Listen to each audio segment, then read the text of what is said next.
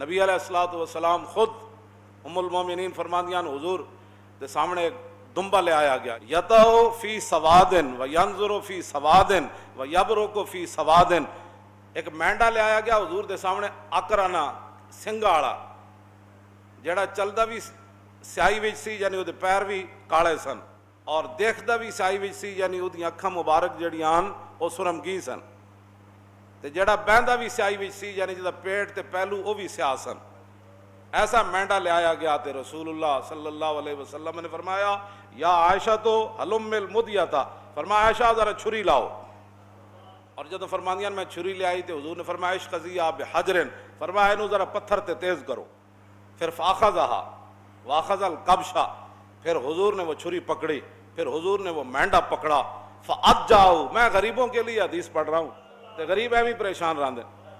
پھر حضور نے وہ مینڈا پکڑا، فاجاؤ، حضور نے پھر اس مینڈے کو لٹایا، ثم قال اللہم تقبل من محمد و آل محمد و من امت محمد۔ کیوں جی ایڈا خوبصورت مینڈا، تے پھر چھری ام المومنین تیز کی تھی، تے حضور نے لٹا کے تے جب چھری رکھی نا او دے گردن تے